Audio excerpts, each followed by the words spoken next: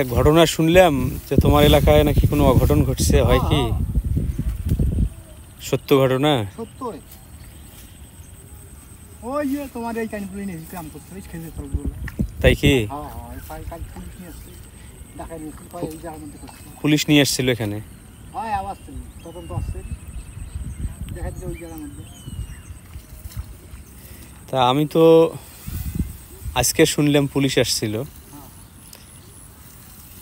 তা কোন তো দেখি তা আমারে এখানে এই ঘটনা ঘটাইছে।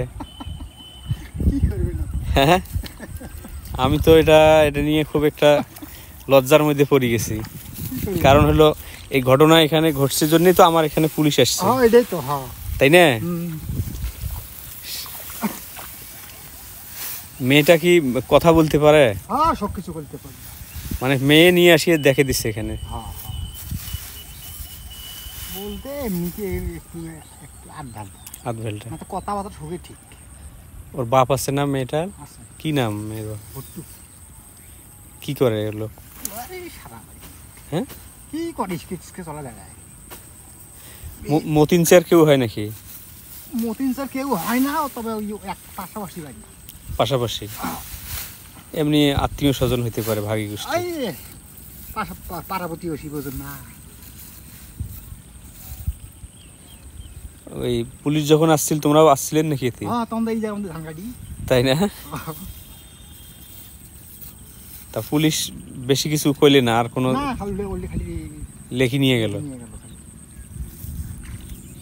ঘটনার স্থান হিসেবে এই জায়গাটাকে চিহ্নিত করে নিয়ে গেছে।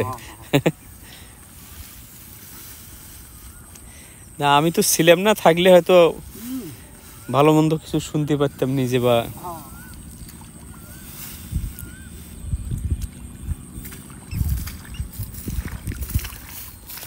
যাক, এখন যেটা ঘটে গেছে আর তো কারো কিছু করার নেই।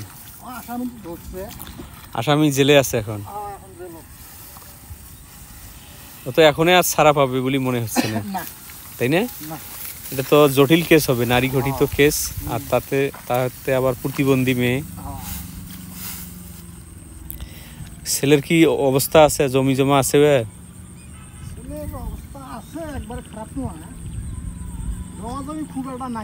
ও কি ওই মাহাবুর কমিশনারদের কেউ হয় নাকি? কারো অক্ত নয়। ওই মাহাবুর কমিশনারে খুলি অক্ত কোনো কালেকশন নেই।